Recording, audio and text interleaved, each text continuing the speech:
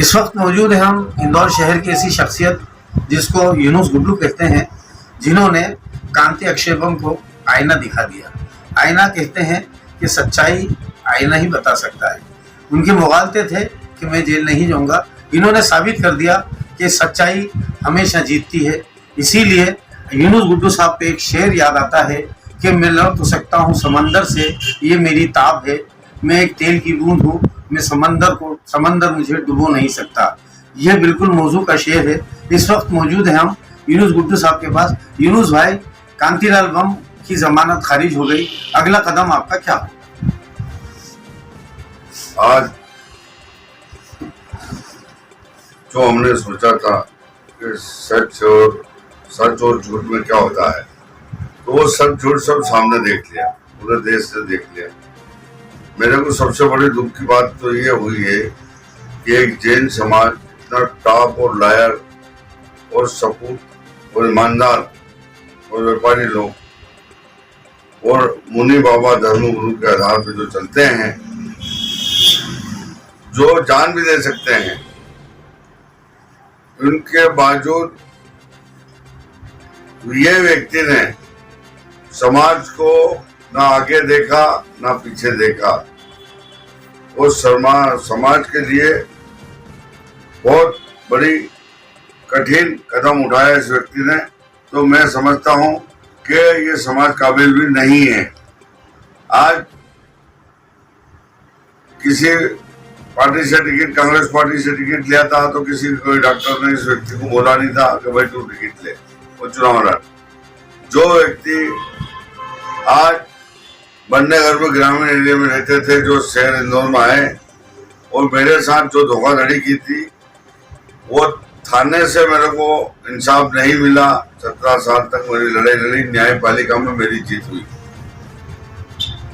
इसके पश्चात ये व्यक्ति ने वाले अग्रिम जमानत भी लगाई, वो खारिज हुई।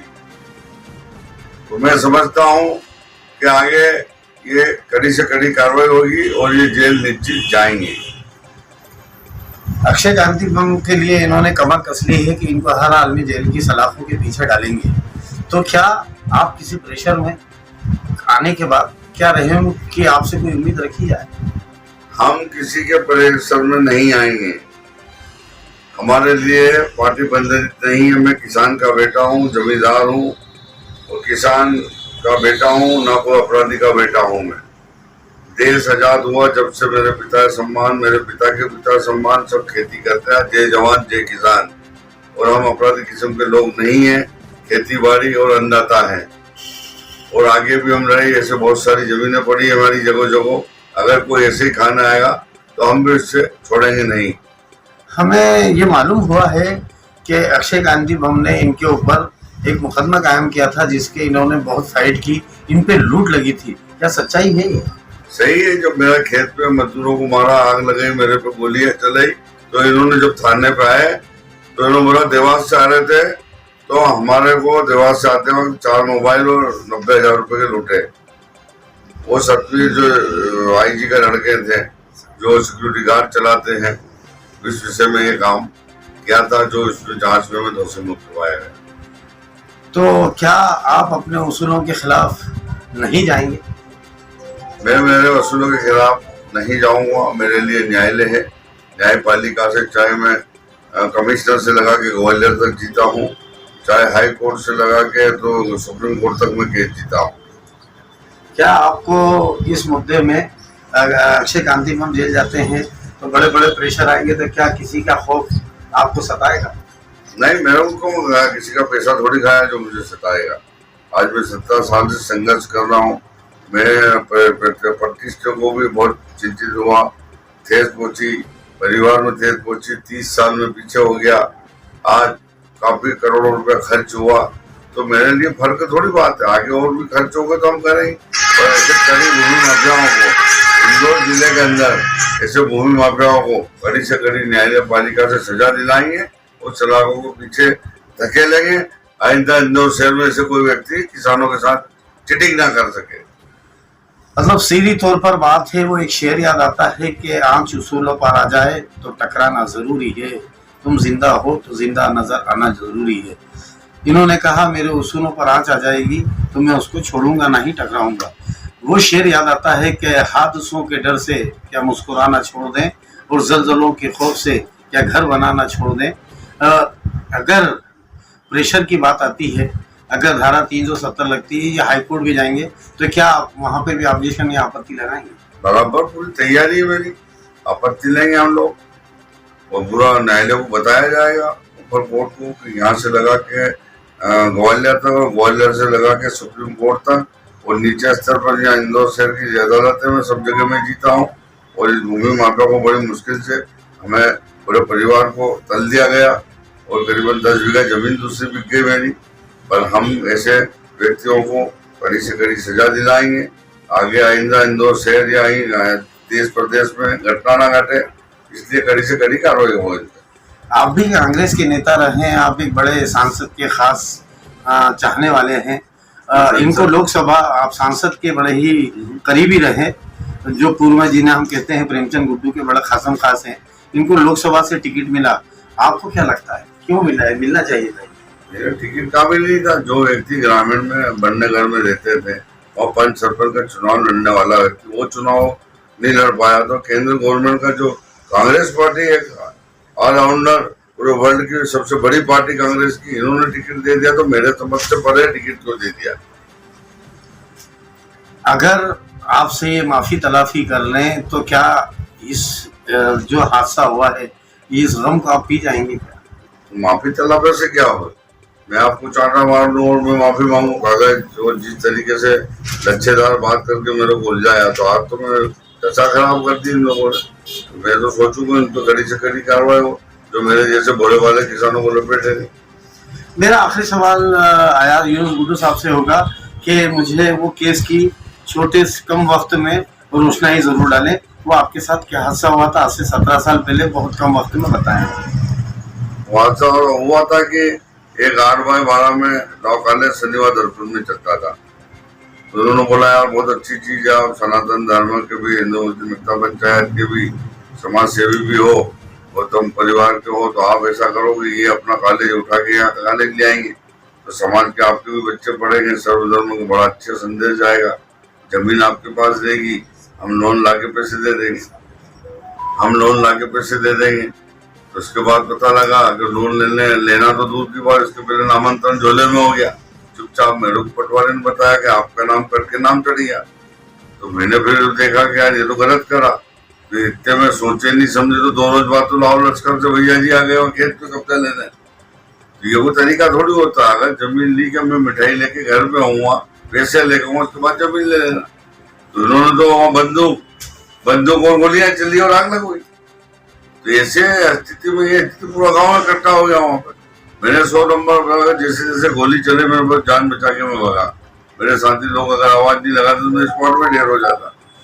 जब थाने आया तो रूट अलग धारा लगा दी मैंने, और इसके बाद वो दोषी मुक्त हुआ, जांच हुई उसके अंदर। तो खेत भी मेरा, जमीन भी मेरी, लोन ला के देंगे तो हमने अगर सहानुभूति से अगर आपको दी है, तेरी तमीज और बोले वाले होकर आप भी थे, जिस तरीके थे इस तरीके से अगर आते तो आज विवाद की जन ना बनती। पर आपने सोचा पैसे काय के थे, काय के पैसे, रजिस्ट्री अपना नामांतरण का नाम, इनका क्या रोल, न बात सुरजीत सिंह को ठेका दिया जमीन खाली कराने का। इसके बावजूद कहते हैं कि हक थोड़ा सा देर से मिले मगर हक मिलता है। इत्तेफाक कहें कि हम मुलाकात करने आए थे यूनुस गुड्डू साहब से, और आज हमारे साथ इन्हीं के वकील हैं जो इस केस को लड़ाई लड़ रहे हैं। मुकेश देवल जी भी हमारे साथ हैं। हम उनसे कहेंगे इस केस पर कुछ रोशनी डालें कि आने वाला वक्त यूनुस भाई के लिए क्या लेके आ रहा है और अक्षय कांति बम के लिए क्या काल बन के आ रहा है। देखिए, वक्त आने वाले वक्त की बात है तो कानून बताएगा क्या होगा। हाँ, लेकिन हम फरियादी हैं, हम अच्छे से अपना पक्ष रखेंगे न्यायालय के सामने। जो घटना हुई वो बड़ी ही बर्बर घटना हुई। यूनुस भाई ने जो है विश्वास किया एक ऐसे परिवार पर जिसने लगभग मुफ्त में ही जमीन जो है अपने नाम करवा ली कि बैंक लोन से हम लोन करवा करके पटेल साहब रजिस्ट्री आप कर दीजिए। इन्होंने विश्वास करके एग्रीमेंट भी किए, थोड़ा बहुत पैसा दिया इन्होंने, बाद में कुछ चेक वगैरह दिए, चेक बाउंस हो गए, कोई लिखा पड़ी हुई 50 लाख रुपये अतिरिक्त देने की 60 लाख रुपए का भाव हो गया था, लेकिन बैठक में यूनुस भाई ने जब अपनी जुबान दे दी थी 30 लाख रुपए में सौदा कर दिया, लेकिन फिर भी उनके मन में बदनीयती रही। 16 लाख रुपए बीघा नहीं, उन्होंने रजिस्ट्री कर दी, पैसा भी नहीं दिया, चेक भी बाउंस हो गए, नामांकन भी वाले करवा लिया।